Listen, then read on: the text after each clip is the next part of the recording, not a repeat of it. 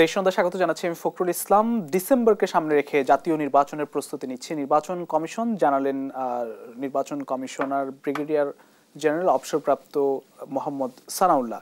বিশ্ববিদ্যালয়ের দাবিতে তিতুমিরে শিক্ষার্থীদের অবরোধ ৬ষ্ঠ দিনের মতো চলছে। নতুন দল ও নির্বাচনের চ্যালেঞ্জ এই শিরোনামে আজ আমরা কথা বলবো। আমাদের সঙ্গে স্টুডিওতে দুজন অতিথি আছেন, আমরা একটু শুরুতে তাদেরকে পরিচয় করাতে চাই। আমার সঙ্গে আছেন রাশেদ খান, সাধারণ সম্পাদক গণ অধিকার পরিষদ, এবং সৈয়দ আবদুল্লাহ, রাজনৈতিক বিশ্লেষক। আপনাদের দুজনকে স্বাগত জানাচ্ছি। আমি জনাব রাশেদ খান, আপনাকে দিয়ে একটু শুরু করি। আমি একটু প্রথমে এই যে নানান দাবি নিয়ে বিভিন্ন পক্ষ নামে, রাতে এক পক্ষ, দিনে এক পক্ষ, মানে বিভিন্ন ধরনের পক্ষ কিন্তু নামছে। আসলে তিতুমিরের ছাত্ররা রেল অবরোধ করলো, রাজধানী, মানুষের দুর্ভোগেরও কিন্তু অন্ত নেই। প্রতিদিনই কেউ না কেউ নামছে। আসলে এই যে নানান দাবি নিয়ে নামছে, মানুষের ভোগান্তি বাড়ছে, সমাধান কি করতে পারছে না? না কি মনে হয় আপনার কাছে, কেন পারছে না, নাকি সমাধান করা যাচ্ছে না? ধন্যবাদ সবাইকে। গণ অধিকার পরিষদের পক্ষ থেকে শুভেচ্ছা। আসলে দেখেন, সরকার যদি সমাধান না করতে চায় তাহলে আসলে সমাধান হওয়াটা কঠিন। এখন আমার প্রশ্ন হলো যে এই যে একের পর এক আন্দোলন হচ্ছে, সরকার কেন আসলে প্রপার যে মেজারমেন্ট নেওয়া দরকার ছিল সেটি কেন নিচ্ছে না? আপনার একটি আন্দোলন মানে একটি সতর্ক বার্তা, এবং সেই জায়গা থেকে বহু আন্দোলন হচ্ছে, এবং এইগুলো আমি মনে করি যে ফেক আন্দোলন, কৃত্রিম আন্দোলন, এবং এগুলো ইচ্ছাকৃতভাবেই তৈরি করা হচ্ছে। এবং সরকারের মহলও জানে যে এই আন্দোলনগুলো পাতানো আন্দোলন, কিন্তু সরকার কোনো একটি ভয়ে আসলে এই আন্দোলনগুলো দমন করছে না। একটি বিপ্লবী সরকারের চরিত্র আসলে কেমন হওয়া দরকার? অত্যন্ত অ্যাকশন ধর্মী। আমরা সিনেমায় যেভাবে দেখি যে একজন নায়ক যে ধরনের অ্যাকশন নেয়, এখন এই বিপ্লবী সরকারের যারা উপদেষ্টা তারা তো নায়ক। মানে অ্যাকশন মানে কি রকম অ্যাকশন? আপনি অ্যাকশন মানে যেখানেই সমস্যা সেখানেই সমাধান, এটাই তো অ্যাকশন। কিন্তু আমরা দেখতে পাচ্ছি যে তারা আসলে অলস, তারা চেয়ারের মজা পেয়েছে। এখন বাইরের যে সমস্যা, এই সমস্যা আসলে তারা দেখছে না। কারণ কি? কারণ এই উপদেষ্টারা তারা আসলে বয়সের ভারে তারা আসলে জর্জরিত, এবং এতটাই বয়স যে তারা আসলে নিজেরাই বলছে যে এই সমস্যা দেখে তো আমার আসলে মাথা হ্যাং হয়ে যাচ্ছে।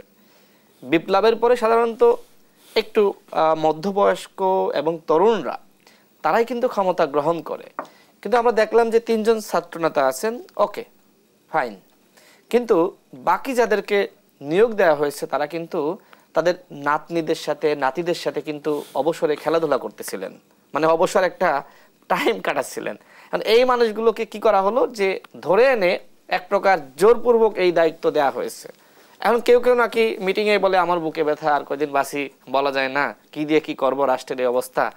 তো এই উপদেষ্টা পরিষদের মাধ্যমে এই সমস্যাগুলো আসলে সমাধান করা সম্ভবপর নয়, যে কারণে আমরা বারবার বলে আসছি যে উপদেষ্টা পরিষদ পুনর্গঠন করেন, সংস্কার করেন। যদি প্রকৃতপক্ষে এই রাষ্ট্রের সংস্কার আপনারা করতে চান, যদি আপনাদের সদিচ্ছা থাকে, তাহলে আপনারা আগে নিজেদেরকে সংস্কার করেন। দেখেন, এই উপদেষ্টা পরিষদের কেন করতে পারছে না? সক্ষমতার অভাব মনে করছেন নাকি? আপনি বয়সের ভারের কথা বলছেন। তারা ভয় পাচ্ছে। আমার কাছে যে তথ্য সেটি হলো, প্রধান উপদেষ্টা ভয় পায় যে যদি অন্যদেরকে এইখানে দায়িত্বে আনা হয় তাহলে অন্য কোনো সমস্যা বা সংকট তৈরি হতে পারে। বিশ্বাসের ঘাটতি রয়েছে প্রধান উপদেষ্টা। মানুষের কিন্তু ভোগান্তি বাড়ছে রাজপথে। এক্স্যাক্টলি, এই জন্যই বলছি যে প্রধান উপদেষ্টা যদি তার বিশ্বস্ত মানুষের বাইরে অন্য কারোর উপর বিশ্বাস না রাখতে পারেন, তাহলে কিন্তু কোনোভাবে রাষ্ট্র চালানো সম্ভবপর হবে না। আমি যতদূর জেনেছি যে অন্যান্য উপদেষ্টারাও চান যে একজন ডাক্তারকে স্বাস্থ্য উপদেষ্টা হিসেবে নিয়োগ দেওয়া হোক, কিন্তু প্রধান উপদেষ্টা আসলে তিনি কোনোভাবেই আসলে এই ব্যাংকের ম্যানেজার যাকে স্বাস্থ্য উপদেষ্টা বানানো হয়েছে তাকে সরাতে চান না। এতটাই আস্থা বিশ্বাস তার উপরে যে তিনি একজন ডাক্তারকে বিশ্বাস করতে পারছেন না। তিনি একজন ব্যাংকের ম্যানেজারের মাধ্যমে তিনি আসলে চিকিৎসা দিতে চাচ্ছেন। তো এই হচ্ছে এই রাষ্ট্রের অবস্থা। এবং প্রধান উপদেষ্টা দেখেন যে তার চিন্তাগুলো আসলে আমার মনে হয় এককেন্দ্রিক। তিনি এখন একটি কিংস পার্টির ব্র্যান্ড অ্যাম্বাসেডর হয়েছেন। এই কথা বলার কারণে অনেকে আমার উপর ক্ষুব্ধ হচ্ছে। প্রধান উপদেষ্টা তো আমার, আপনার, আমাদের সবার, বিএনপি, জামাত, গণ অধিকার পরিষদ, ছাত্রদের, বৈষম্যবিরোধী ছাত্র আন্দোলনের। কিন্তু তিনি কি করছেন? তিনি বলছেন ছাত্ররা আমাকে নিয়োগ দিয়েছে, জনগণ আমাকে সমর্থন দিয়েছে। এখন তিনি কি করছেন? ছাত্রদের কিংস পার্টি, ছাত্র বলতে আবার সারা দেশের ছাত্র না, বৈষম্যবিরোধী প্ল্যাটফর্ম যেহেতু একটা সংগঠনে রূপান্তরিত হয়েছে, এটা তো আর সার্বজনীন প্ল্যাটফর্ম না। এইটা এখন একটি মানে ছাত্র সংগঠনের মতন বলা যায়, যদিও আমরা এটা কখনো প্রত্যাশা করি নাই। তো এখন প্রধান উপদেষ্টা এই প্ল্যাটফর্মের যে রাজনীতি, সেই রাজনীতি প্রতিষ্ঠার কাজেই বেশি মনোনিবেশ দিচ্ছেন। তিনি যদি রাষ্ট্র সংস্কার করতে চাইতেন তাহলে তিনি কি করতেন? তিনি সবাইকে ডাকতেন, সবাইকে নিয়ে বসতেন, আলোচনা করতেন এবং সবার সম্মিলিত সহযোগিতার মাধ্যমে এই সমস্যাগুলো, এই সংকটগুলো দূর করতেন। তিতুমির কলেজের শিক্ষার্থীরা তারা সড়ক অবরোধ করেছে, রেল অবরোধ করেছে। দেখেন, একটি কলেজ তারা নিজেদেরকে বিশ্ববিদ্যালয় ঘোষণা করছে, আবার রাতে কিন্তু এবং আপনার আন্দোলনে আহতরাও কিন্তু অবরোধ, সেইখানে আসবো। তো তারা তো কলেজ মানতে হবে তো, এবং এই শিক্ষার্থীরা কলেজে অ্যাডমিশন দিয়ে সেখানে চান্স পেয়েছে, তারা কোনো বিশ্ববিদ্যালয়ে অ্যাডমিশন দেয়নি। এখন তারা যদি হঠাৎ করে এই দাবি করে, এই দাবি কতটুকু যৌক্তিক? এখন তিতুমিরের শিক্ষার্থীরা তারা আমার উপর নাখোশ হতে পারে, ক্ষুব্ধ হতে পারে, কিন্তু সত্যকে সত্য বলতে হবে। তিতুমিরের শিক্ষার্থীদের এই দাবি এই মুহূর্তে মানুষ কতটুকু গ্রহণ করছে? সামাজিক যোগাযোগ মাধ্যমে যান, যেখানে আপনার শিক্ষা উপদেষ্টা নিজে বলেছেন যে ঢাবি অধিভুক্ত যে 7টি কলেজ ছিল, সেই 7টি কলেজকে স্বতন্ত্র বিশ্ববিদ্যালয় করা যেতে পারে, এবং এই লক্ষ্যে কিন্তু একটি কমিটিও গঠিত হয়েছে। সেই কমিটির প্রস্তাবনা প্রতিবেদন দেওয়ার আগেই কেন একটি কলেজ এই ধরনের সড়ক অবরোধ করছে?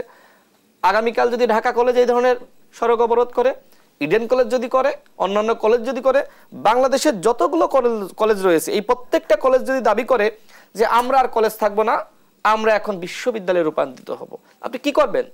কিছুই করার নাই। কারণ সরকার শিক্ষার্থীদেরকে, সরকারের করণীয় কি, মানে সরকার যে সরকারের করণীয় ছিল, সরকার এবং বৈষম্যবিরোধী ছাত্র আন্দোলনের নেতাদের করণীয় ছিল, আন্দোলন বা বিপ্লব সফল হওয়ার পরেই তাদের বলা দরকার ছিল যে আপনারা অনেক রক্ত দিয়েছেন, আপনারা অনেক ত্যাগ করেছেন, এখন এই দেশটাকে আমাদের গুছাতে হবে, পুনর্গঠন করতে হবে, এই জন্য আপনাদের সহযোগিতা দরকার। কি সহযোগিতা? আপনারা এখন পড়ার টেবিলে ফিরে যান, আপনারা ডাক্তার হবেন, ভবিষ্যতে ইঞ্জিনিয়ার হবেন, গবেষক হবেন, লেখক হবেন, আপনারা এইভাবে আর রাস্তা অবরোধ করেন না, রাস্তায় আপনারা থেকেন না। দেখেন, বিপ্লবের পরে যদি বিপ্লবী বা যোদ্ধাদেরকে আপনি সঠিকভাবে ম্যানেজমেন্ট না করতে পারেন, তাহলে কি হতে পারে, কি হয়, সেটা আমরা কিন্তু সেই 71 থেকে আমরা কিন্তু 90 পর্যন্ত দেখেছি। বিশেষ করে আপনার এরশাদ ক্ষমতা নেওয়ার আগ পর্যন্ত আমরা কিন্তু দেখেছি যে কি হয়, 79 পর্যন্ত যে রাজনীতি, বিপ্লব প্রতি বিপ্লব, এখন আমরা সেটাই দেখছি। যদিও আসলে এখন তো আর ওই ধরনের যুদ্ধ, পাল্টা ক্ষমতা দখল, কু এগুলো করার সুযোগ নাই, কারণ দেশটা অনেক আধুনিক হয়েছে, অনেক তথ্য প্রযুক্তি রয়েছে, সব তথ্য কিন্তু ফাঁস হয়ে যায়। তো সেই জায়গায় এখন যা হচ্ছে সেটি আমি মনে করি যে সরকারের দুর্বলতার কারণে, এবং সরকারের পক্ষ থেকে বিশেষ করে মাননীয় প্রধান উপদেষ্টা যদি বলতেন যে শিক্ষার্থী বন্ধুরা আপনারা এই মুহূর্তে ঘরে ফিরে যান, আর কেউ রাস্তায় থাকবেন না, আপনাদের এই মুহূর্তে পড়াশোনা করতে হবে, দেশটা গঠন করতে হবে। আপনি আরেকটি কথা যেটি বললেন যে আপনার আহতরা তারা সড়ক অবরোধ করছে। দেখেন, আহতদের মধ্যে দুইটা গ্রুপ রয়েছে। একটা গ্রুপ প্রকৃতপক্ষে আহত হয়েছে, তারা অভ্যুত্থানের পক্ষে, আর একটা পক্ষ যারা অভ্যুত্থানের বিপক্ষ ছিল তারাও কিন্তু ছাত্র জনতার প্রতিরোধের মুখে আহত হয়েছে। এখন এই দুইটা গ্রুপই এখন কিন্তু আন্দোলন করছে। আমরা কাদের পক্ষে থাকব? যারা প্রকৃত ভুক্তভোগী, প্রকৃত যোদ্ধা। কিন্তু আমাদের গণ অধিকার পরিষদের সিনিয়র সহসভাপতি ফারুক হাসানের উপরে যে সকল আহত লীগ হামলা করেছিল, সেই আহতরা যদি এখন রাস্তায় নামে, আপনি কি সমর্থন দিবেন? না। আমি যতদূর মনে করছি, এই যে আহতরা হঠাৎ করে রাস্তায় নামলো, এর পিছনে একটি ষড়যন্ত্র রয়েছে। কি সেই ষড়যন্ত্র? এর পিছনে সরকারের কোনো গোষ্ঠী জড়িত আছে, বা অন্য কোনো রাঘব বল জড়িত আছে, যে এই আহতদেরকে রাস্তায় নামিয়ে এরকম একটা পরিবেশ তৈরি করা যে আমরা তো আহত, আমরা এখন সুস্থ হইনি, তোমরা আমরা সুস্থ হওয়ার আগে ইলেকশন দাবি করছো, তোমরা রোডম্যাপ চাচ্ছ। এই কথাও কিন্তু আহতরা কেউ কেউ বলেছে। আমার কাছে তথ্য রয়েছে, সেটির ভিত্তিতে আমি বলছি। যখন ফারুক হাসান পিজি হাসপাতালে ভর্তি, আমি গিয়েছিলাম, সেখানে আহতরা অনেকে ফারুক হাসানকে তথ্য দিয়েছে যে ভাই আমরা প্রকৃত আহত, কিন্তু এইখানে আমাদের সাথে আমাদেরই পাশের বেডে একজন সুস্থ, সেও রয়েছে এখন আহত সেজে। তাদেরকে রাখা হয়েছে, তাদেরকে এমনভাবে সেট আপ দেওয়া হয়েছে যে যখন ইলেকশনের দাবিটা জোরালো হবে তখন এদেরকে মাঠে নামিয়ে দিয়ে বলা হবে যে আমরা এখনো সুস্থ হইনি, তোমরা ইলেকশন চাচ্ছ। এই ইলেকশনকে প্রশ্নবিদ্ধ করার জন্য এক ধরনের ষড়যন্ত্র আছে। এখন এটি সরকারের পক্ষ থেকে এবং সরকারের বাইরে যে সকল রাঘব বল আছে তাদের পক্ষ থেকে। এখন এই ষড়যন্ত্রগুলো কে মোকাবেলা করবে? সরকার যদি নিজেই ষড়যন্ত্র করে, সেই ষড়যন্ত্র কি আপনি মোকাবেলা করতে পারবেন? আপনার কাছে আমি একটু সাইদ আব্দুল্লাহ আপনার কাছে আসতে চাই। 2 কোটি মানুষের জীবন জীবিকার এই শহর, রাজধানী, এবং আপনি জানেন যে প্রতিদিনই খুবই গিঞ্জি একটি শহর, যেখানে আসলে রাজপথ এখন প্রায়শই আমরা দেখি যে কোনো না কোনো দাবি নিয়ে কোনো না কোনো পক্ষ অচল করে রাখছে, গাড়ি ঘোড়া চলছে না। তিতুমির কলেজ, অথবা রাতে আমরা দেখি যে আহতরা, অথবা অন্য কোনো পক্ষ। সরকার কি করণীয় এবং সরকার সেই উদ্যোগ কি নিচ্ছে? ধন্যবাদ। যে কথাটা বলেন আসলে খুবই কারেক্টলি বলেছেন, ঢাকা এখন দাবির শহর। আমি সবসময় বলি যে যার দাবি দেওয়া আছে, মানে যৌক্তিক অনেক দাবি দেওয়া অবশ্যই আছে, আমি এইরকম মানুষ না যে আমি বলবো সব অযৌক্তিক দাবি। এটাও যদি বলতে হয় এটাও বলতে হবে যে এটাও মোটা দাগে মিথ্যা কথা হবে। অনেক দাবি যৌক্তিক আছে, অনেক দাবি অযৌক্তিক আছে, আবার অনেক দাবি আছে হয়তোবা যৌক্তিক কিন্তু টাইমলি না। টাইমলি না এই অর্থে যে বাংলাদেশ তো আসলে বিগত 15 থেকে 16 বছর আসলে মানুষ এত নিষ্পেষণের শিকার হয়েছে, প্রত্যেকেরই কিন্তু পার্সোনাল ক্ষোভের জায়গাটা আছে, গ্রিভেন্সের জায়গাটা আছে। এখন সেই দাবি দাওয়াগুলো সবাই যদি একই টাইমে এসে উপস্থাপন করা শুরু করে, আমরা এইটা চাই, এইটা চাই, এইটা চাই, ক্যাপাসিটিও তো বুঝতে হবে। আপনি যাদের কাছে দাবিটা পেশ করছেন তাদের ওইটা দেওয়ার ক্যাপাসিটি কতটা আছে এটা তো বুঝতে পারাটা খুব বেশি মাত্রায় জরুরি। একটা জিনিস মাথায় রাখতে হবে যে এইটা কোনো ফুল ফ্লেজড গভর্নমেন্ট না, এটা ইন্টারিম গভর্নমেন্ট। অনেক জাতীয় লিমিটেশন আছে এই সরকারের, অনেক জাতীয় লিমিটেশন আছে, সে জায়গায় পরে আসি। সো এই দাবি দেওয়াগুলা অনেক কিছু যৌক্তিক হলেও সেটা টাইমলি হচ্ছে না। আবার দেখেন বিগত দিনগুলোতে আমার কাছে যেটা মনে হয়, এই যে এত মানুষের এত দাবি, এই দাবিগুলা নিয়ে মানুষ যদি রাস্তায় নামতো হাসিনার সময়ে, হাসিনা অনেক ক্ষেত্রে অনেক জায়গায় বিপদে পড়তো, কিন্তু এই মানুষগুলো ধরেই নিয়েছিল যে হাসিনার সামনে কোনো দাবি দেওয়া নিয়ে যাওয়া যাবে না, এবং এটাই কাজ কারবার হয় নাই। কিন্তু হাসিনা যখন পড়ে গেছে মানুষের প্রত্যাশার পারদ অনেক বেড়ে গেছে। মানুষ মনে করছে রাতারাতি দেশটা হাবিয়া দোজখ থেকে জান্নাতুল ফেরদৌসে পরিণত হবে, এবং এই জন্য অনেক দাবি দেওয়া নিয়ে যাচ্ছে যেটা আসলে টাইমলি না। এবং এর চেয়ে আর একটা গুরুত্বপূর্ণ যেটা কথা বলেছেন, অবরোধের কথা যদি বলেন, এই মুহূর্তে তিতুমির কলেজের অবরোধের কথা, ঢাকা শহরের প্রত্যেকটা মানুষের সেই অভিযোগটা আছে, রেল বন্ধ করছে, রাস্তা বন্ধ করছে। কথা হলো তিতুমির কলেজের স্টুডেন্টদের দাবিটা কি এই মুহূর্তে খুব টাইমলি দাবি? উত্তর হলো না। এবং আরেকটা ব্যাপার হলো, সবাই কেন মনে করে বিশ্ববিদ্যালয়ই হইতে হবে? উচ্চশিক্ষার জন্য সবার ধরেন যে অনার্স করতে হবে, মাস্টার্স করতে হবে, এটা খুব একটা যৌক্তিক কথা না। এটা শুনলে আবার অনেকেই খেপে যাবে, কারণ হাসিনার আমলে তো প্রত্যেক জেলায় জেলায় কানায় কোনায় একটা করে বিশ্ববিদ্যালয় বানানো শুরু হয়েছিল, এবং তার নিজের বাবার নামে, তার নিজের পরিবারের নামে এক একটা করে বিশ্ববিদ্যালয়ের মানে সিরিয়াল লাগিয়ে দিয়েছিল। কিন্তু এই বিশ্ববিদ্যালয় করে কি আদতে আমাদের দেশের উচ্চশিক্ষার মান পরিবর্তিত হয়েছে? উত্তর হলো হয় নাই। কারণ একটা দেশকে, বাংলাদেশে যে অবস্থায় আছে, এই দেশটার যদি আপনি উন্নতি ঘটাতে চান, বেকারত্বের সমাধান করাটা খুব বেশি মাত্রায় জরুরি। কিন্তু বিশ্ববিদ্যালয়গুলো আদতে হয়ে গেল প্রত্যেকটা জেলায় জেলায় বিশ্ববিদ্যালয় দিয়ে বিশ্ববিদ্যালয়ের মান জঘন্যতম খারাপ, এবং বেকার তৈরির কারখানাটা হয়ে গেল। এখন এর ভেতরে এই কলেজগুলো যদি বলে যে হঠাৎ করে আমাদের বিশ্ববিদ্যালয় বানিয়ে দেন, আমার কথা যে অন হোয়াট ক্যাপাসিটি তারা বিশ্ববিদ্যালয় হওয়ার জন্য উপযুক্ত এই মুহূর্তে? বিশ্ববিদ্যালয়ের চেয়েও বাংলাদেশে যেটা বেশি দরকার সেটা হলো কারিগরি শিক্ষার তৎপরতাটা বাড়ানো দরকার, যেটার মাধ্যমে স্কিলড ম্যান পাওয়ার বাড়ানো যাবে। এই দিকে ফোকাস করা উচিত। দেখেন বাংলাদেশে আবার অনেক টেকনিক্যাল সাবজেক্ট যেগুলো আছে সেগুলো সামনে আনা দরকার। বাংলাদেশে এই যে গার্মেন্টস এত বড় একটা ইন্ডাস্ট্রি, সেই গার্মেন্টস ইন্ডাস্ট্রির পর পড়াশোনা করায় এমন জায়গায় কয়টা আছে? এক বুটেক্স আছে, এছাড়া আর বিশ্ববিদ্যালয়গুলো আছে বা সেই বিশ্ববিদ্যালয়গুলোতে বিশেষায়িত কোনো অনুষদ আছে? নাই। কিন্তু এটা কিন্তু বিশাল বড় একটা সেক্টর। আদতে কি হচ্ছে, বড় বড় ম্যানেজারিয়াল পোস্টে দেখবেন দেশের বাইরের অন্যরা সবাই এসে এই জায়গাগুলো বসে যাচ্ছে। আমাদের দেশের মানুষ শুধু শ্রমিকই হচ্ছে গার্মেন্টস গুলাতে, কিন্তু ম্যানেজারিয়াল পোস্টগুলোতে বাইরের কিন্তু লুক্রেটিভ পোস্টগুলো বাইরের মানুষজন নিয়ে যাচ্ছে। আবার স্কিলড জনসংখ্যার কথা যেটা আমি বললাম, বাংলাদেশে মিডল ইস্টে যারা শ্রমিক হিসেবে যাচ্ছে কি অমানসিক কষ্টটা তাদের করতে হয়। তাদের জীবনযাত্রার অনেকের গল্প যখন মাঝে মাঝে শুনি, অনেকেই তাদের আক্ষেপের জায়গাগুলো তুলে ধরে মাঝে মাঝে যে ভাই এই সমস্যা এই সমস্যা, শোনার পরে খুবই কষ্ট হয়। এই মানুষগুলা কিন্তু পরশুদিনও দেখেছি লিবিয়াতে অনেক লাশ পাওয়া গেছে, অনেকগুলো লাশ পাওয়া গেছে। বাংলাদেশে হওয়ার সম্ভাবনা খুব বেশি মাত্রায় বেশি। তো এত ত্যাগ স্বীকার করে তারা এই যে রয়েছে, কিন্তু তাদেরকে যদি স্কিলড জনশক্তি রপ্তানি করা যেত, তারা যে রেমিটেন্সটা পাঠায় এইটার কয়েক গুণ বেশি রেমিটেন্স পাঠাতে পারতো, তাদের ভালো একটা ওয়ার্কিং পরিবেশ পেত। কিন্তু সেটা কি করা হচ্ছে? এই কয়েকদিন আগে ক্রোয়েশিয়াতে আনস্কিলড মানে এই ধরনের শ্রমিক পাঠানো হয়েছে, এবং যাওয়ার পরে বিভিন্ন দালালদের খপ্পরে পরে অনিয়মের মুখোমুখি হয়েছে, এবং ক্রোয়েশিয়ার সরকার বলছে যে এখন থেকে তারা জনশক্তি নাও নিতে পারে। সো এই জাতীয় সংকটের যে জায়গাগুলো, এটা অ্যাড্রেস করার জন্য আমাদের কিন্তু ওই পাড়ায় পাড়ায় বিশ্ববিদ্যালয় হওয়ার চেয়ে এই টেকনিক্যাল ইনস্টিটিউটগুলো হওয়াটা বেশি জরুরি ছিল। এই মুহূর্তে সরকারের করণীয় কি? আমার কাছে যেটা মনে হয় এই সরকারের করণীয় কি, এই তাত্ত্বিক আলাপে অনেক ক্ষেত্রে যাওয়ার আগে আমি আগে বলি এই সরকারের কি সবকিছু করার ক্যাপাসিটি আছে কিনা। উত্তরের ক্যাপাসিটি তো নাই। যার যে কাজটা করার ক্যাপাসিটি নাই তার কাছে আপনি অসীম প্রত্যাশা নিয়ে যদি তাকিয়ে থাকেন দিন শেষে অশ্বডিম্বই হবে। ব্যাপারটা হলো দেখেন অগ্রাধিকারের সরকারের কয়েকটা কাজ ভালো কাজ করছে, এটা কিন্তু সত্য। রাশেদ ভাই যেভাবে কথা বললেন তার অনেকগুলো কথার সাথে একমত, আবার কিছু কিছু জায়গায় রেসপেক্টফুলি দ্বিমতেরও জায়গাটা আছে। যতটা হতাশ হওয়ার, আসলে প্রত্যেকটা কাঠামোই যখন একটা দেশের ভেঙে যায় তখন হঠাৎ করে এসে কোনো কিছু দাঁড়ায় না, কিন্তু সরকারের যেটা সিরিয়াস লেভেলে ব্যর্থতার জায়গাটা আছে এই জায়গায় অতিরিক্ত সুশীলতা দেখানোর জায়গাটা তারা বেশি করে ফেলছে, যেটা করাটা উচিত ছিল না। যেমন বলছিলেন যে একটা বিপ্লব পরবর্তী সময়ের সরকারের নেচার কি এইরকম হয় কিনা, অধিকাংশই বয়সের ভারে নুব্জ এবং অধিকাংশই ডিসিশন নেওয়ার আগে 5 বার করে বোধ হয় যে হেলে পড়ার মতো কাজ করে। আমরা আবার ঠেকনা দেই মাঝে মাঝে, তারপর আবার কথাবার্তা বলে। আবার যে কাজটা হয়, ভুল নিয়োগ হচ্ছে না। এই সরকারের উপদেষ্টা পরিষদে মাত্রই কয়জন কেন?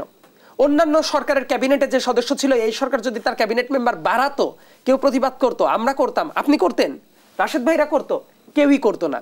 আবার সিরিয়াসলি যারা কাজ করে দেখেন, তরুণরা আছে, আমার বন্ধুরা আছে, আমার জুনিয়র আছে, একই সাথে একদম বয়সের ভারে নুব্জ লোকজন আছে, কিন্তু একেবারে রিয়েল ওয়ার্কিং ক্লাস যেটা 35 বছর থেকে 50 বছর বয়সী, এই মানুষগুলা কি সরকারে আছে? দেখবেন নাই। সো একই মানুষের আওতায় কয়েকটা করে মিনিস্ট্রি অ্যালোকেট করা, উনি কোনটা দেখবে? সো এই জাতীয় সংকট অনেক জায়গাতে আছে। এইটা যদি ডিস্ট্রিবিউট করে দিত অনেক জায়গায়, আমার মনে হয় যে আরো ভালো হতে পারতো। এবং যে জায়গাটা দরকার, এই সরকার অনেক জায়গায় কম্প্রোমাইজড আচরণ করেছে। পুলিশের ভেতরে বলেন, সচিবালয়ে বলেন, আর্মির ভেতরে বলেন, প্রত্যেকটা জায়গায় ঘাপলা ধরে আছে। যদি সেটাই না হয়, এই ডক্টর মোহাম্মদ ইউনূসের রেজিমে এসে এক্সট্রা জুডিশিয়াল কিলিং কেন হচ্ছে? হাসিনার সবচেয়ে বড় বড় যে সমালোচনাগুলো ছিল সেই জায়গায় এক্সট্রা জুডিশিয়াল কিলিং কিন্তু খুবই গুরুত্বপূর্ণ একটা পয়েন্ট ছিল। সো এই যে আর্মি যৌথ বাহিনীর অভিযানের নামে কুমিল্লার যুব দলের এক নেতাকে রাতের বেলা তুলে নিয়ে গিয়ে নৃশংসভাবে পিটিয়ে এই যে মেরে ফেললো, তারও সপ্তাহ 2 আগে কিন্তু আরো এই ধরনের এক্সট্রা জুডিশিয়াল কিলিং এর শিকার হয়েছে আরো 2-1টা জায়গায়। এটা কেন হচ্ছে? উপরন্তু আওয়ামী লীগের অনেক নেতা কর্মী তারা বুক ফুলিয়ে ঘুরে বেড়াচ্ছে, তাদেরকে এখনো গ্রেপ্তার করা হচ্ছে না। 572 জন যাদেরকে ধরা হয়েছে তারা কোন না কোনো ক্যাপাসিটিতে জামিনে বের হয়ে আসছে। পুলিশ অনেক ভুয়া মামলা দিয়েছে। বিপ্লবী ছেলেদেরকে যখন বেড়ে ট্যাঙ্কের উপর থেকে ফেলে দেওয়া হয়েছে, সেই নৃশংস দৃশ্য সবাই দেখে নাই? তাদেরকে পুলিশ এখন ষড়যন্ত্র তত্ত্ব এস্টাবলিশ করছে তাদের বিরুদ্ধে। অনেক ভুয়া মামলা হয়েছে, সেই জায়গায় যে মানুষগুলো কোনো অপরাধ করে নাই তাদেরকে ঢোকানো হয়েছে, তাদেরকে মুক্তির ব্যবস্থা করা হয়েছে, কিন্তু জেনুইন যারা অপরাধ করেছে তারা নাকি মুক্ত পাখির মতো ঘুরে বেড়াচ্ছে। এই কারণে সচিবালয়ের যে স্ট্রাকচার সেটা এই সরকার ভাঙতে পারে নাই। এটাই এই সরকারের সবচেয়ে বড় ডিজাস্টারাস কাজ। পুলিশ আর্মি কোনো কিছু এর ক্যাপাসিটিটা নাই, ক্যাপাসিটি বিল্ডিং করার যে জায়গাটা সেটা না করে অনেক জায়গায় এক্সকিউজের উইন্ডো খোঁজা হচ্ছে। এইটাই দিন দিন ব্যর্থতার দিকে নিয়ে যাচ্ছে। আবারো এই আলোচনায় ফিরতে চাই। প্রিয় দর্শকদের সন্ধান নিচ্ছি একটু ছোট্ট বিরতি, ফিরছি একটু পর, সঙ্গে থাকবেন। দেশ সন্ধ্যা আরো একবার স্বাগত জানাচ্ছি। আমরা আলোচনায় ফিরতে চাই সরাসরি। জনাব রাশিদ খান, আপনার কাছে আসি। নির্বাচনের প্রস্তুতি নেওয়ার কথা বলছে নির্বাচন কমিশন। একজন কমিশনার আজকেও বলেছেন যে ডিসেম্বরের কে সামনে রেখে তারা প্রস্তুতি নিচ্ছেন। সরকারের মধ্যে কি এই ধরনের কোনো তাড়া দেখি কিনা? মানে তারা বলতে আমি বুঝিয়েছি যে তাদের মধ্যে যে সংস্কার করার একটি কথা আছে, আরো বিচারের বিষয় রয়েছে, বৈষম্য বিরোধী যে আন্দোলনটি হয়েছিল, অভ্যুত্থানে আহত নিহতদের বিষয় যে বিচার, মানে এই তাড়াটি আছে কিনা? দেখেন, বৈষম্য বিরোধী নেতারা এবং নাগরিক কমিটির নেতারা তারা একটা সময় বলছিল যে গণহত্যার বিচারের আগে ইলেকশন না, এবং তারা এটি বলছিল যে রাষ্ট্র সংস্কার করার আগে ইলেকশন না। এখন দেখেন, এই যে গণহত্যার বিচার, এটি আসলে খুব কঠিন একটি বিষয়। একটি অবিপ্লবী সরকার কোনোভাবেই এই ঝুঁকি নিবে না। হয়তো ছাত্ররা 3 জন উপদেষ্টা তারা চায় বিচারটা হোক, কিন্তু বাকি যারা উপদেষ্টা, যারা আসলে বয়সের ভারে জর্জরিত বা নিজেদের আসলে ক্যাপাসিটি লেভেলটা নাই, তারা তো কখনোই এই আওয়ামী লীগের গণহত্যার বিচার করতে পারবে না, সেই সক্ষমতা তাদের নাই। এবং রাষ্ট্র সংস্কার একটি ধারাবাহিক প্রক্রিয়া। আপনি যদি মনে করেন যে 1 বছরের মধ্যেই রাষ্ট্র সংস্কার করা সম্ভব, 2 বছরের মধ্যে সম্ভব, তাহলে আপনার 6 মাসের রাষ্ট্র সংস্কার হিসাবটা দেন, আপনি কতটুকু সংস্কার করেছেন, কি করেছেন। গণহত্যার বিচারের জন্য তো আওয়ামী লীগের ওয়ার্ড, উপজেলা, ইউনিয়ন, জেলা পর্যায় থেকে, সেন্ট্রাল থেকে তো আওয়ামী লীগের গুন্ডা, পান্ডা, মাস্তান, সন্ত্রাসীদেরকে, গণহত্যাকারীদেরকে ধরতে হবে। আপনি ধরতে পেরেছেন না? যেটি সায়েদ বললেন যে 592 জন, 72 জন, ইতিমধ্যে জামিন পেয়েছে। আমার বাসায় ঝিনাইদহ সদরে আমার বাসা, দেখেন ঝিনাইদহ সদরের যিনি আওয়ামী লীগের এমপি ছিলেন তিনি জামিন পেয়েছেন, এবং শৈলকুমার যিনি এমপি ছিলেন তিনি জামিন পেয়েছেন। কিভাবে? উপদেষ্টাদের সরাসরি হস্তক্ষেপে। এই যে সাবের এবং মান্নান তারাও কিন্তু উপদেষ্টাদের সরাসরি হস্তক্ষেপে জামিন পেয়েছে। সুতরাং যেখানে উপদেষ্টারাই আওয়ামী লীগকে রক্ষা করছে, উপদেষ্টারাই আওয়ামী লীগকে বাঁচাচ্ছে, আওয়ামী লীগের পুনর্বাসন করছে, সেখানে আপনি কিভাবে প্রত্যাশা করেন যে গণহত্যার বিচার তারা করবে? পারবে না। দেখেন, তারা আওয়ামী লীগের নিবন্ধন বাতিল করার বিষয়ে আমরা বারবার বলছি যে ঠিক আছে, আওয়ামী লীগ যেহেতু গণহত্যা চালিয়েছে এবং শেখ হাসিনা মাস্টার মাইন্ড গণহত্যা, স্পষ্ট এটার জন্য কোনো প্রমাণ লাগবে না, কোনো সায়েন্স লাগবে না, পরীক্ষা নিরীক্ষা করে দেখা লাগবে না। সুতরাং এই গণহত্যাকারী দল বিচারের আগে তাদের নিবন্ধন স্থগিত করেন, বাতিল করতে বলতেছেন, স্থগিত করেন, সাংগঠনিক কার্যক্রম স্থগিত করেন। এটি কি সরকার করতে পেরেছে? পারে নাই। সুতরাং এই সরকার যে আসলে অনেক কিছু চাইলেও আসলে করতে পারবে না সেটা যেমন সত্য, আবার এই সরকার নিজেরা অনেক কিছু চায় না এটাও সত্য। তবে ছাত্র নেতারা তারা চায় যে আওয়ামী লীগের বিষয়ে আসলে তাদের একটি বক্তব্য আছে যে তারা আওয়ামী লীগের বিষয়ে আসলে খুবই কঠোর, কিন্তু বাকি যাদেরকে তারা বসিয়েছে, এই উপদেষ্টা পরিষদ তো ঠিক করেছে ছাত্ররাই, বিভিন্ন জনের সাথে তাদের সাথে আলোচনার মাধ্যমে তারা করেছে। সুতরাং এই উপদেষ্টা পরিষদের মাধ্যমে আমি মনে করি না যে রাষ্ট্র সংস্কার সম্ভব, আবার এটিও মনে করি না যে তারা আসলে গণহত্যার বিচার করতে পারবে। এখন আসি ইলেকশন বিষয়ে। দেখেন, বাংলাদেশের যারা এই মুহূর্তে এক্সিস্টিং পার্টি রয়েছে, বিএনপি, গণ অধিকার পরিষদ, জামাত ইসলাম, অন্যান্য দল, প্রত্যেকটা দল কিন্তু রাষ্ট্র সংস্কার চায় এবং রাষ্ট্র সংস্কারের বিষয়ে তারা ইতিবাচক। হাসিনার যে এইভাবে পতন হবে অভ্যর্থনের মাধ্যমে, এটা তো আমরা কেউই কল্পনা করি নাই। 2018 সালে আমরা কোটা সংস্কার আন্দোলন করেছিলাম, সেই কোটা আবার 24 সালে ফিরে আসলো, এটির প্রেক্ষিতে আবার আন্দোলন শুরু হলো, সেই কোটা সংস্কার আন্দোলনকে কেন্দ্র করে আবার গণ অভ্যুত্থান হলো। স্বতঃস্ফূর্ত একটি আন্দোলন আপনি কেউ কল্পনা করি নাই, কেউ ভাবতেই পারি নাই। তো যাই হোক, আন্দোলনটা সফল হয়েছে। এখন রাষ্ট্র সংস্কার, আমরা তো আগে থেকেই এই আন্দোলন সফল হওয়ার আগেই তো দলগুলো মনে করছিল যে আসলে রাষ্ট্র সংস্কারের আগে আসলে এই দেশে যেই ক্ষমতায় আসুক কোনোভাবেই সেই ক্ষমতা চালাতে পারবে না। কারণ হাসিনা যেভাবে সংবিধানের পরিবর্তন করেছে এবং সংবিধানকে তার ক্ষমতার হাতিয়ার বানিয়েছিল, ওই সংবিধান বহাল রেখে কোনো ইলেকশন হলে যেই ক্ষমতায় আসবে সে কিন্তু স্বৈরাচার হবে। যে কারণে দলগুলোর পক্ষ থেকে রাষ্ট্র সংস্কারের দফা ছিল। আমরা যারা একসাথে যুগপৎ আন্দোলন করেছি তারা সবাই মিলে বসে 31 দফা তৈরি করেছিলাম, বিএনপি, গণ অধিকার পরিষদ সহ। এবং আমাদের দলের কিন্তু আবার রাষ্ট্র সংস্কারের দফা আছে, আমাদের 21 দফা কর্মসূচি আছে, প্রত্যেকটা দলের রাষ্ট্র সংস্কারের দফা আছে। অর্থাৎ এই হাসিনার যে 15 বছরের জেল, জুলুম, নির্যাতন, নিপীড়ন, হত্যা, গুম, খুন, এর মধ্য দিয়ে আমাদের একটি শিক্ষা হয়েছে যে এই রাষ্ট্রের আসলে প্রকৃতপক্ষে সংস্কার দরকার। সুতরাং সংস্কারটা আসলে হবে। আগামীতে যে সরকারি ক্ষমতায় আসুক না কেন, রাষ্ট্র সংস্কার না করে সে দেশ চালাতে পারবে না। সুতরাং এই সরকার রাষ্ট্র সংস্কার করুক বা না করুক, আসলে রাষ্ট্র সংস্কার হবে। আমি নির্বাচন প্রসঙ্গে বলি, সেটি হলো যে আমার কাছে যতদূর তথ্য উপাত্ত আছে, আসলে উপদেষ্টারা তারা ডিসেম্বরে ইলেকশন দিতে চায়। ডিসেম্বরের পরে যদি তারা যায়, দলগুলো কিন্তু আন্দোলন করবে, এবং যদি এই ধরনের সিগন্যাল থাকে যে না তারা ডিসেম্বরের পরে যাবে, তাহলে আন্দোলনটা হয়তো ফেব্রুয়ারি থেকে শুরু হয়ে যেতে পারে, মার্চে শুরু হয়ে যেতে পারে।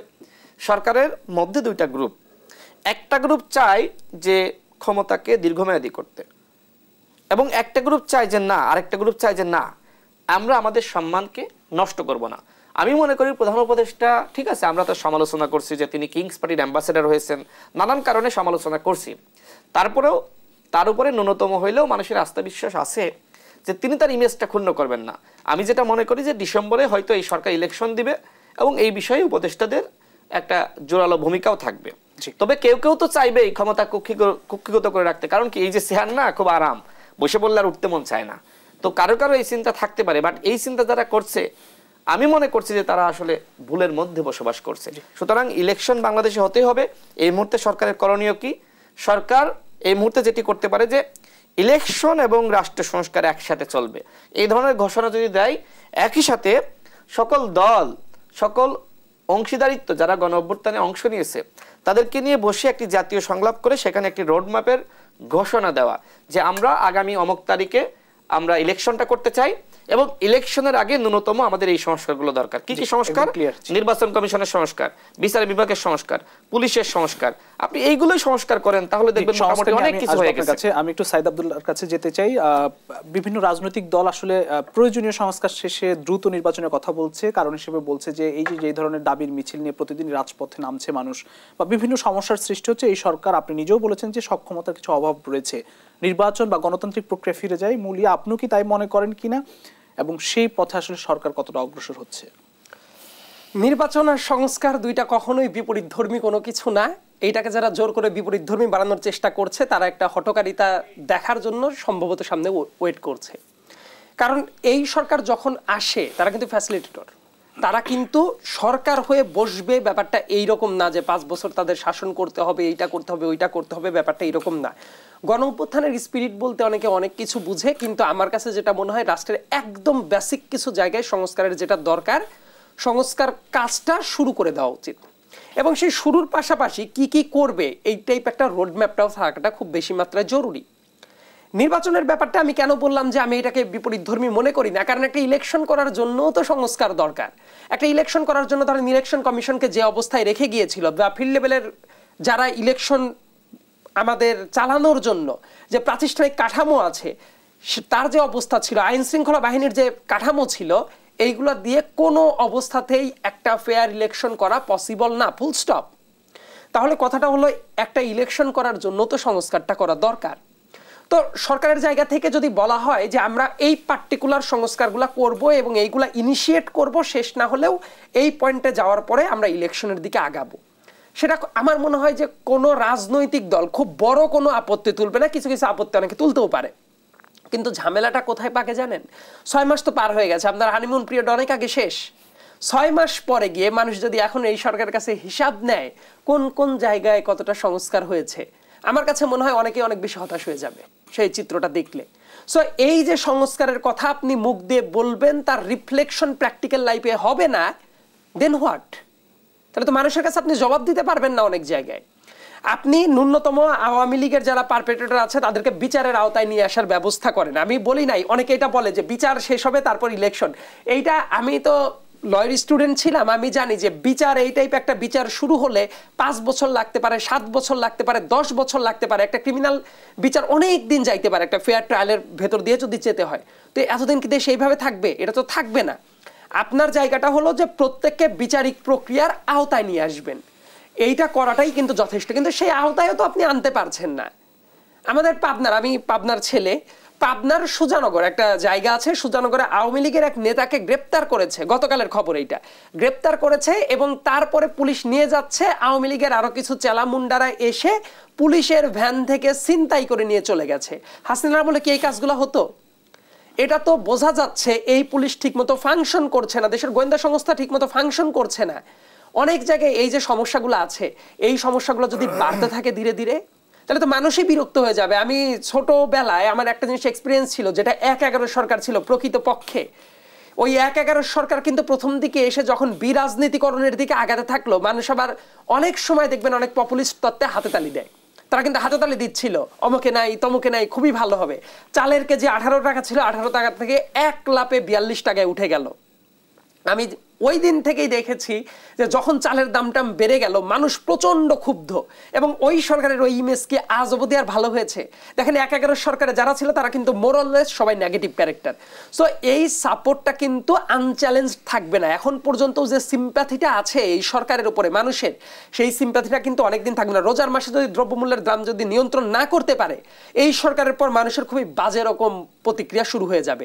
এবং আইন শৃঙ্খলার যে ব্যাপারটা, এইটা ঠিকমতো যদি ডিল না করতে পারে, এবং আওয়ামী লীগের এরা যদি হুমকি ধামকি দিয়েও ঠিকমতো ঘোরাফেরা করতে পারে, এবং যারা আন্দোলনের আশেপাশে ছিল তারা যদি মাঝে মাঝে ভিকটিম হয় বিভিন্ন জায়গায়, এই সরকারের ইমেজ এত বাজে জায়গায় চলে যেতে পারে, তখন হয়তো বা বলবে যে ভিক্ষা চাই না কুত্তা খাদা টাইপ ব্যাপার হয়ে যাবে। মানে এক্ষেত্রে নির্বাচনটা আমার কাছে যেটা মনে হয় যে গতিতে আগাচ্ছে, যখন এইরকম বলা হল যে বিচার শেষ করে তারপর ইলেকশন হবে, তখন পলিটিক্যাল দলগুলো কিন্তু স্বভাবতই আরো তাড়াতাড়ি এগিয়ে নিয়ে পুশ করার চেষ্টা করছিল।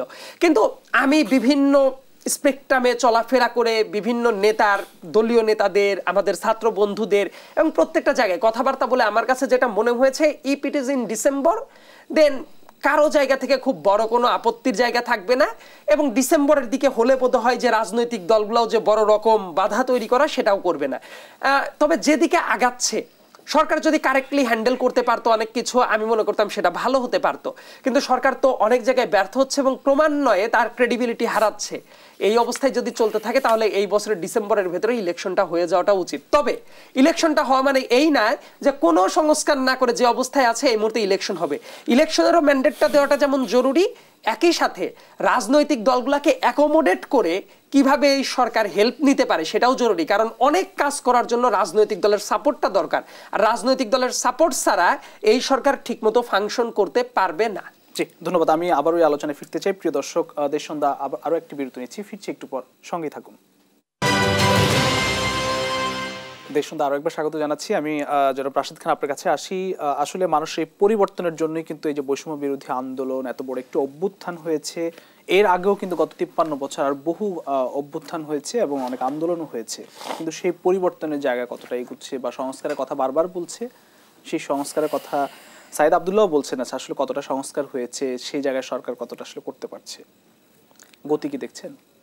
আসলে সরকারের কোনো গতি নাই। গতি যদি থাকতো তাহলে তো মানুষ খুব সরকারের উপর সন্তুষ্ট থাকতো। দেখেন, আপনি বাইরে সাংবাদিক হিসেবে যান, মানুষের জনমত বা জরিপ করেন, দেখবেন মানুষ ডে বাই ডে এই সরকারের উপরে মানুষের অসন্তুষ্টি বাড়ছে। শুরুর দিকে এই সরকারকে আমরা সবাই ব্ল্যাঙ্ক চেকের মতন সমর্থন দিয়েছিলাম এবং কেউ কিন্তু আসলে সময় নিয়ে কথা বলি নাই। সবাই বলেছে যে যৌক্তিক সময়, মানে ভয় পেয়েছে এক ধরনের যে না পাবলিক কিভাবে নেয়। কিন্তু এখন কিন্তু সবাই স্পষ্ট হয়ে বলছে দলগুলো যে আপনারা আগস্টের মধ্যে ইলেকশন দেন, ডিসেম্বরের মধ্যে দেন, জুনের মধ্যে দেন, এ ধরনের বক্তব্য কিন্তু আসছে। কারণ কি? কারণ সরকার তার নিরপেক্ষতার জায়গাটা আসলে হারিয়েছে, যেটা ইতিমধ্যে বিভিন্ন দল থেকে বক্তব্য আসছে। আমি তো প্রায় অন্য দলের সেমিনারে যাই বা বিভিন্ন সামাজিক বা অরাজনৈতিক প্ল্যাটফর্মের প্রোগ্রামে দাওয়াত পাই, আমি দেখি যে আসলে সবাই আসলে সরকারের বিরুদ্ধে বলছে। কারণ কি? কারণ আওয়ামী লীগের উপরে মানুষের যে ক্ষোভ ছিল, যে আওয়ামী লীগকে যেভাবে আসলে গ্রেপ্তার করা দরকার ছিল, আওয়ামী লীগের নেতাকর্মীদেরকে সেভাবে ধরে নাই। সাইদ যেটা বললো, তার এলাকায় পাবনার সুজানগরে, সেখানে আওয়ামী লীগের সভাপতিকে গ্রেপ্তার করলো, কারা ছাড়ালো, ছিনতাই করলো আওয়ামী লীগের নেতাকর্মীরা। আমার বাসা যেহেতু ঝিনাইদহ, আমি তো প্রায় যাই এবং মাসে অন্তত 2-1 বার যাওয়ার চেষ্টা করি। আমি হাসপাতালে গিয়েছিলাম, ঝিনাইদহ সদর হাসপাতালে। সেখানে দেখলাম যে বিএনপি এবং জামাতের কর্মীদেরকে কুপিয়েছে কারা? আওয়ামী লীগের নেতাকর্মীরা। আওয়ামী লীগ তৃণমূলে এইভাবে বর্বরতা চালাচ্ছে। এগুলো মিডিয়াতে আছে? কোথাও আছে? না। সাংবাদিকরা এখন গ্রামে যেতে ভয় পায়। কারণ কি? কারণ গেলে ওই নিউজটা যখন কাভারেজ করবে তখন তাদেরকে ধাওয়া দিতে পারে, কুপাইতে পারে। এই হচ্ছে তৃণমূলের রাজনীতি। তার মানে আওয়ামী লীগকে যেভাবে আসলে নির্মূল করা দরকার ছিল, এইটা যেহেতু এই সরকার পারে নাই, সুতরাং এই সরকার আর রাষ্ট্র সংস্কার করবে এটা তো আমার কাছে মনে হয় না। কারণ রাষ্ট্র সংস্কার কিন্তু আরো বেশি বিপ্লবী সিদ্ধান্ত। এই যে ডিসেম্বরের মধ্যে যদি নির্বাচনের প্রস্তুতির কথা কমিশন বলছে, সরকারও বলছে যে অল্প সংস্কার চাইলে ডিসেম্বরে নির্বাচন দিয়ে দিবে, আমরা সেই মানে এর মধ্যে যে সংস্কারের কথা আপনারা যে সংস্কার চান সম্ভব?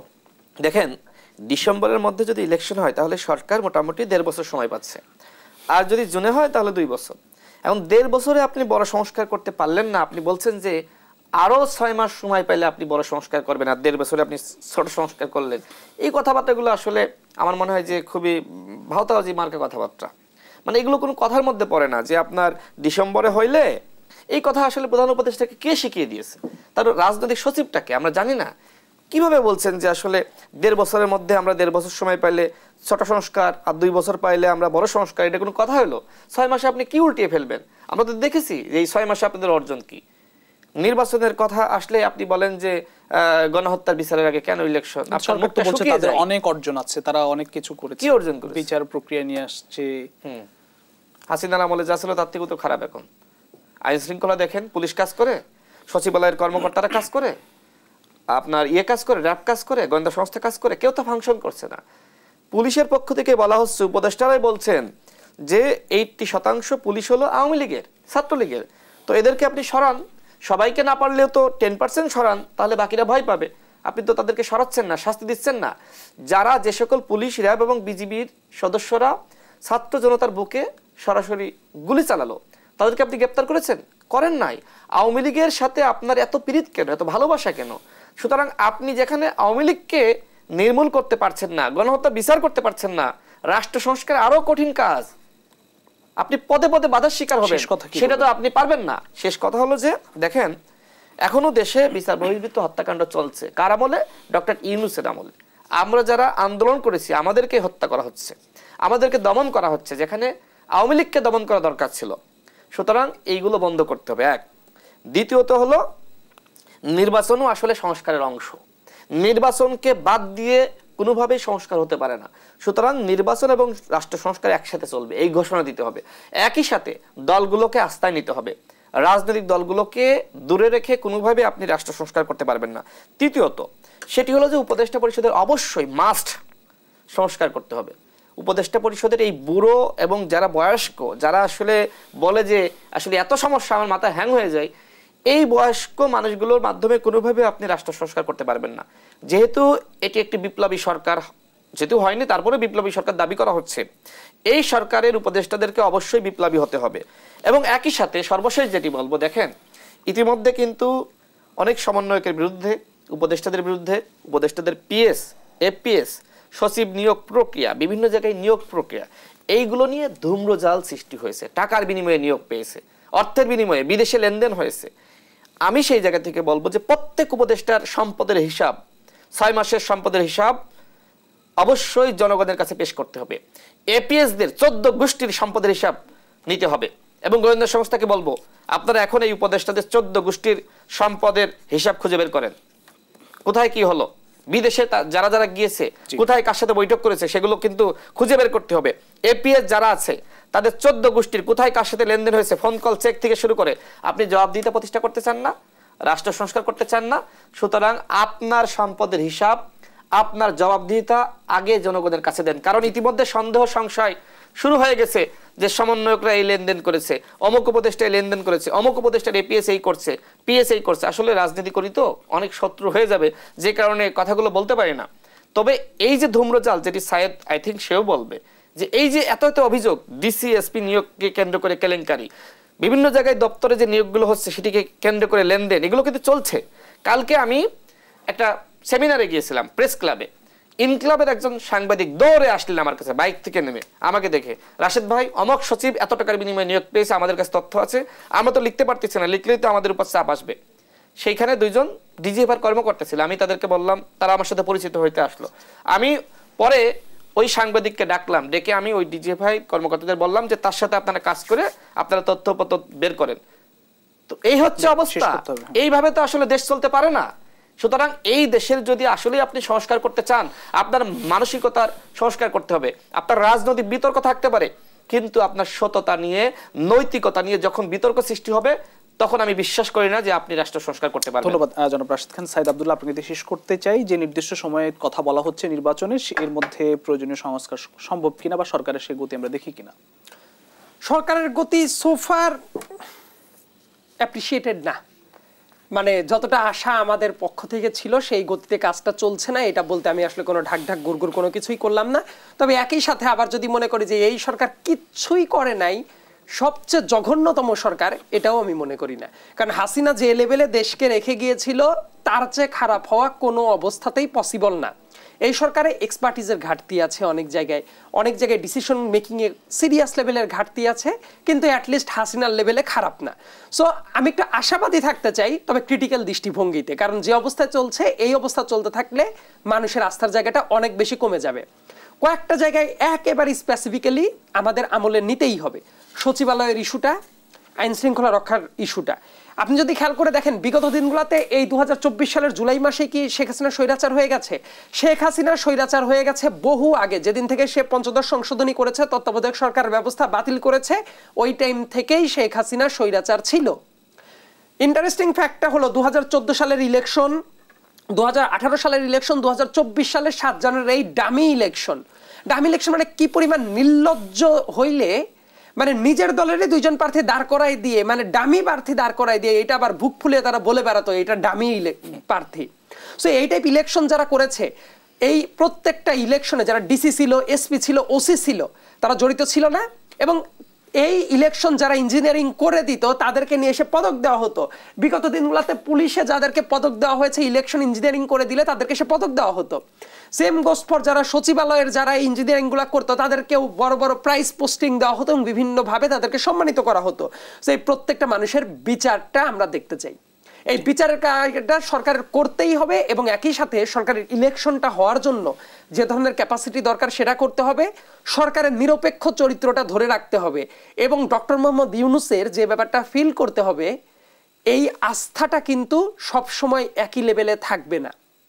এই জন্য যোগ্য মানুষ যারা আছে তাদেরকে নিয়ে আসা, একই সাথে তার গোয়েন্দা সংস্থা, ল অ্যান্ড অর্ডার সিচুয়েশন এবং বেসিক্যালি আমি সচিবালয়ের কথা বারবার করে বলছি কারণ সচিবালয়ের কথা অন্য সবাই কম বলে, কিন্তু আমি যেটা ব্যক্তিগতভাবে মনে করি এই সচিবালয় হইল সবকিছুর আকরা। দেশ যদি ভালো হয়, সচিবালয়ের সবকিছু যদি ভালো হয়, দেশ অনেক ক্ষেত্রে ভালো হয়। আর দেশ জাহান্নামের দিকে যাওয়ার জন্য যে জায়গাটা সবচেয়ে বেশি মেকানিজমটা কাজ করে সেটা হলো সচিবালয়। হাসিনা কেন এত শক্তিশালী হয়ে উঠেছিল? কারণ রাজনীতিটাকে কমিয়ে দিয়ে এই আমলাতান্ত্রিক জটিলতাটা শেখ হাসিনা বাড়ায় এবং প্রত্যেকটা আমলা ছিল তার একেবারে পাঁচাটা গোলাম। দুঃখিত, এর চেয়ে ভালো শব্দ আমি ব্যবহার করতে পারলাম না। তো এই যে কিছুদিন আগে সচিবালয়েও যে একটা বড় ধরনের দুর্ঘটনা ঘটলো, তারপরে কতজন সচিবকে বহিষ্কার করা হয়েছে, কতজন সচিবকে বহিষ্কার করা হয়েছে? এই সরকারের দোষটা হলো কোনো কিছু হলে রাজনৈতিক দলকে দোষ দেয়। তো এই সরকারের এই যে সচিবদেরকে বহিষ্কার করা হলো না, এদের কি রাজনৈতিক দলগুলার? তা তো না। কাজেই এই সামগ্রিক ব্যাপারটা চিন্তা ভাবনা করে যদি ইলেকশনের দিকে আগে এবং এই সংস্কারগুলোও করে এবং আওয়ামী লীগের যথার্থ বিচার করে এবং আওয়ামী লীগ দল হিসেবে থাকবে কিনা, রিপ্রেজেন্ট করতে পারবে কিনা, এই কঠিন সিদ্ধান্ত নিতে পারে, আমার কাছে মনে হয় যে অন্তত একটা বেটার বাংলাদেশের দিকে আমরা আগাতে পারবো। অসংখ্য ধন্যবাদ জনাব সাঈদ আব্দুল্লাহ এবং রাশেদ খান দুজনকে আবারও ধন্যবাদ জানাচ্ছি। প্রিয় দর্শক, দেশ সন্ধ্যা যেখানে শেষ করতে হচ্ছে, আবার দেখা হবে আগামীকাল একই সময় অন্য কোনো অতিথিদের নিয়ে। সে পর্যন্ত সবাই ভালো থাকবেন, সুস্থ থাকবেন। শুভ সন্ধ্যা।